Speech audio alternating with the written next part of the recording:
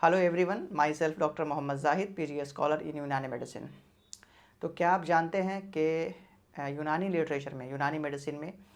जो लिवर की बीमारियां होती हैं यानी कि डिजीज़ ऑफ लिवर, उसमें जॉन्डिस को भी शामिल किया गया है। लेकिन वैसे तो कहा जाता है कि जॉन्डिस कोई बीमारी नहीं है, ये एक साइन है जो बताती है कि हमारे बॉडी में जो ऑर्गन्स हैं या लिवर या फिर गल ब्लैडर वो कितना ज़्यादा पैथोलॉजिकली अफेक्टेड है। तो आज मैं आपको बताने वाला हूँ जॉन्डिस के बारे में। जॉन्डिस क्या होता है या फिर उसका इलाज, यूनानी लिटरेचर में उसके ट्रीटमेंट के बारे में क्या बात की गई है, उसके क्या कारण बताए गए हैं। यूनानी लिटरेचर में जैसा जॉन्डिस से रिलेटेड जो कंटेंट है उसको डिजीज़ ऑफ लिवर यानी कि जो जिगर की बीमारियां होती हैं उसके कॉन्टेक्स्ट में इसको मेंशन किया गया है। जिगर की बीमारी में एक बीमारी है जिसका नाम है यरकान। यरकान का मतलब होता है yellowish discoloration of skin and या ब्लैकेस्ट डिस्कलरेशन ऑफ स्किन। दोनों कंडीशन को यरकान बोलते हैं क्योंकि दो ह्यूमर्स होते हैं, एक येलो बाइल जो कि लिवर के ज़रिए प्रोडक्शन होता है और एक ब्लैक बाइल होता है जो आपके स्प्लिन के ज़रिए प्रोड्यूस होता है। इन दोनों हेल्थ के अकॉर्डिंग, इन दोनों जो ह्यूमर्स है उनके अकॉर्डिंग जो है दो तरह के यरकान डेवलप होते हैं। दो तरह के यरकान के कंडीशन को मेंशन किया गया है जिसमें पहला नंबर एक होता है यरकान असफ़र। यरकान असफ़र का मतलब होता है यरकान ज़र्द,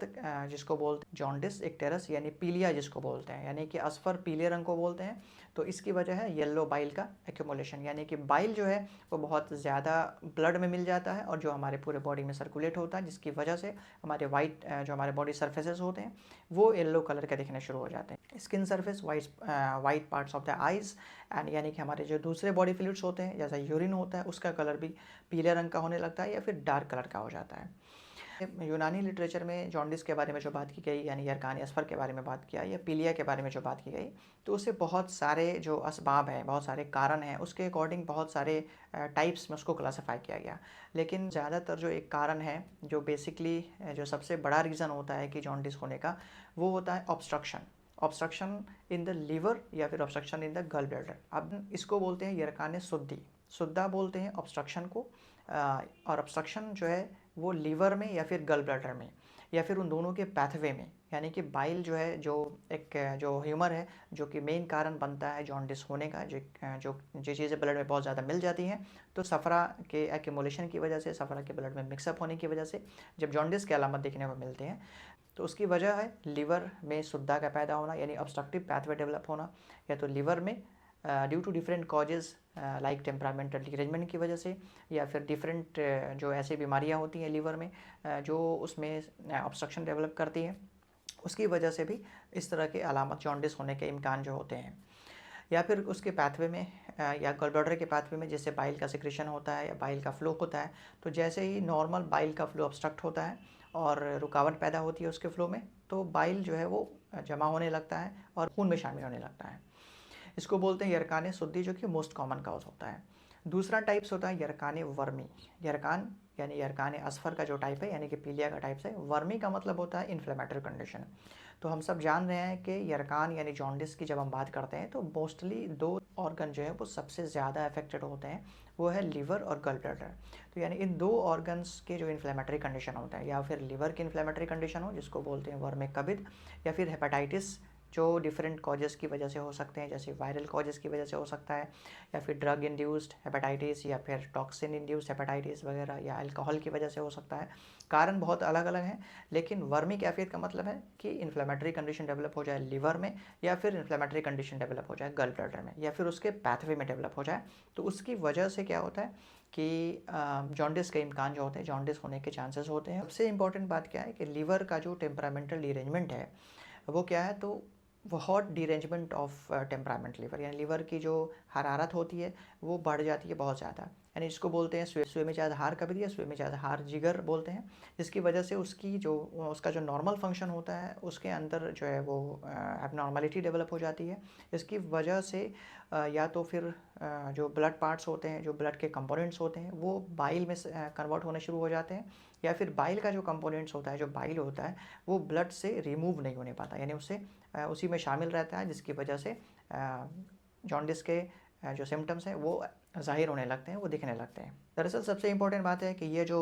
यरकान है यानी ये जॉन्डिस जो है ये एक टेरस की कंडीशन होती है। तो इसका ट्रीटमेंट यूनानी में क्या है, क्योंकि ये कंडीशन जब डेवलप होती है तो इसके ट्रीटमेंट को लेके बहुत सारी बात आती है। तो जैसे कि टाइप्स के अकॉर्डिंग या फिर उसके ऑब्जर्वेशन के अकॉर्डिंग हम कम्प्लीटली प्रॉपर हिस्ट्री एग्जामिनेशन करने के बाद, उसकी सेवेरिटी जानने के बाद जो है उसके कॉज को अकॉर्डिंग टू डिफरेंट कॉजेस, या क्या वो ऑब्स्ट्रक्टिव जॉन्डिस है यानी यरकान सुद्दी है, या फिर क्या वे इन्फ्लेमेटरी कंडीशंस की वजह से वो यरकान डेवलप हुआ है, यानी कि वर्मी कैफियत की वजह से अगर लिवर में वर्म हो जाए या फिर गल ब्लैडर में वर्म हो जाए, या फिर उसके पाथवे में कहीं वर्मी कैफियत इन्फ्लेमेटरी कंडीशन डेवलप हो जाए, उसकी वजह से अगर यरकान डेवलप होता है, उसकी वजह से जॉन्डिस होता है, या फिर टेम्परामेंटल डिरेंजमेंट की वजह से जॉन्डिस की अलामत देखने को मिलती है। इन सब कारणों को जानने के बाद, असेसमेंट के बाद जो है एक प्रॉपर जो है डायग्नोसिस बनाई जाती है, और डायग्नोसिस बनने के बाद कौन सा कारण जो है वो जॉन्डिस की वजह बना है, तो उस कारण को उसके अकॉर्डिंग जो है ट्रीटमेंट प्रोटोकॉल तैयार की जाती है। बेसिकली क्या है, कुछ ऐसी दवाएं यूनानी लिटरेचर में मेंशन की जाती हैं जो लीवर के कॉन्टेक्स्ट में, लीवर के डिजीज़ के कॉन्टेक्स्ट में जो बहुत ज़्यादा यूज़फुल होती हैं, जैसे कि अर्के मको, अर्के कासनी, ये दोनों जो लिक्विड फॉर्म की दवाई आती हैं, इन दोनों को रिकमेंड किया जाता है इन्फ्लेमेटरी कंडीशंस में, या फिर टेम्परामेंटल डिरेंजमेंट के केस में इस सब को यूज़ कर सकते हैं। उसके बाद कुछ मेडिसिन्स हैं जैसे कि माजून दवीदुल बर्द, ये एक कंपाउंड फार्मूलेशन होती है और ये एक मीठी दवा होती है। ये एक हेपाटोप्रोटेक्टिव मेडिसिन होती है। इसमें बहुत सारे सिंगल प्लांट मेडिसिन्स को शामिल किया जाता है, और यह एक बहुत ही पोटेंट हेपाटोप्रोटेक्टिव, एंटी इन्फ्लेमेटरी और डीऑब्स्ट्रुएंट नेचर की दवाएं इस समय मिली होती हैं, यानी कि ऐसी दवाएं हैं जो लीवर के